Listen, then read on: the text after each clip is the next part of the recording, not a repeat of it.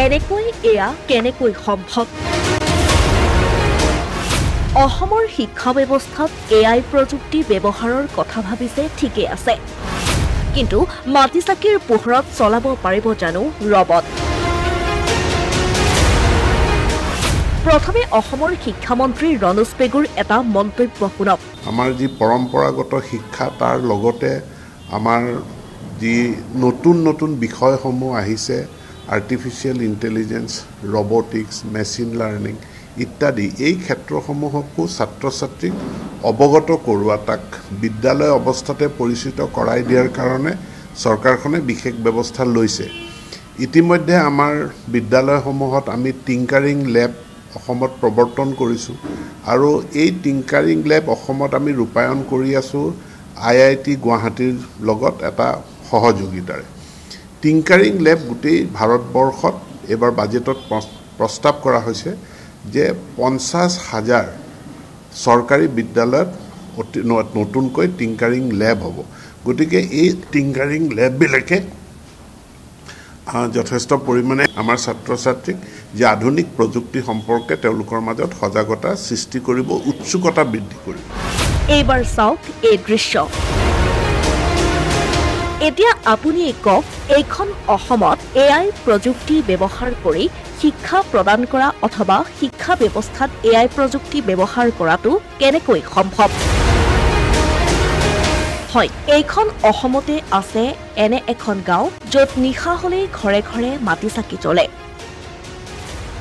চাকিৰ পোহৰত পঢ়া শুনা কৰে ছাত্ৰ ছাত্ৰীয়ে। চাকিৰ পোহৰতেই নিশাৰ আহাৰ ৰান্ধে প্ৰতিঘৰে। গাঁওখনত নাই বিজুলী বাতি, নাই এখনো ফেন, নাই ফ্ৰিজ, নাই টিভি। কাৰণ 2004 চনতেই স্থাপিত হোৱা এই গাঁওখনত আজিও নাই বিদ্যুৎ যোগান। আমাৰ ইয়াত আমি 2004 চনৰ পৰা আমি ইয়াত বসৱতী। আমাৰ ইয়াত কোনো লাইনৰ কানেকশ্যন নাই, ৰাস্তা পদূলি কানেকশ্যন নাই। আমাৰ ল'ৰা ছোৱালী পঢ়া বহুত অসুবিধা। মেট্ৰিক কেণ্ডিডেটো এতিয়ালৈকে 6-7জন ল'ৰা ছোৱালী আছে। আমাৰ মাটি চাকি দি পেলাই সিহঁতক পঢ়াব লাগে আৰু তেওঁলোকে এতিয়া আমাৰ মাটি চাকি যি মিঠাতেলৰ দাম, আমি কিমানখিনি সময়ত তেওঁলোকক দি পেলাই পঢ়াব পাৰোঁ। এতিয়া তেওঁলোকে কিছুমানে তাতে দেখি পঢ়ি পেলাই পাছ কৰিছে, কিছুমানে ফেইল কৰিছে।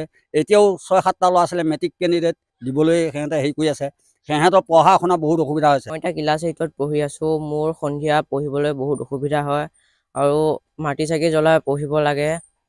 আৰু গাঁওখন আমাৰ ইমান পিছপৰা যে ৰাস্তা পদূলি নাই, বোকা পানী, ৰাস্তা বেয়া, আমি পঢ়িব নোৱাৰোঁ। গাঁওখন, হাতীমৰা গাঁওখন ইমান পিছপৰা আৰু মুখ্যমন্ত্ৰী ডাঙৰীয়াক মই অনুৰোধ কৰিছোঁ যে হাতীমৰা গাঁওখনক কাৰেণ্টটো ব্যৱস্থা কৰি দিয়ে যেন। আমাৰ ইয়াত গাঁওখনত এটা লাইন নাই, কথা নাই। মাটি চাকি জ্বলাই জ্বলাই ল'ৰা ছোৱালী পঢ়িব লাগে। মাটি চাকি পোহৰত কেইঘণ্টা পঢ়িব? মাটি চাকি তেল কিনোতে যিমান দাম, মাটি চাকি পঢ়িব কেনেকৈ? মাটি চাকি লৈ লৈ ল'ৰা ছোৱালীয়ে পাছ কৰিব নোৱাৰে। যি অকণমান সময় পঢ়ে মাটি চাকিটো জ্বলাই সেই অকণমান সময়ে পঢ়ি ল'ৰা ছোৱালীয়ে এলাহ কৰিব। ল'ৰা ছোৱালীয়ে ক'ত পাছ কৰিব? এই গাঁওখন হ'ল নগাঁও জিলাৰ ৰহাৰ দক্ষিণ জাগিয়াল পঞ্চায়তৰ অন্তৰ্গত ভূগলতলী হাতীমৰা গাঁও। ৰাষ্ট্ৰীয় ঘাইপথৰ পৰা মাত্ৰ 6 কিলোমিটাৰ নিলগত থকা এই গাঁওখনত আছে 35টা পৰিয়াল। কলঙৰ দক্ষিণ পাৰে এই গাঁওখন স্থাপন হৈছিল 2004 চনত। প্ৰায় 200 গৰাকী লোকে বসবাস কৰা এই গাঁওখনত আজিও নাই বিদ্যুতৰ ব্যৱস্থা। সন্ধিয়া হোৱাৰ লগে লগেই আন্ধাৰ হৈ পৰে সমগ্ৰ গাঁও। মাটিচাকিৰ পোহৰত পঢ়ে ছাত্ৰ ছাত্ৰীয়ে। মাটিচাকিৰ পোহৰতেই আহাৰ গ্ৰহণ কৰে গাঁওখনৰ লোকে।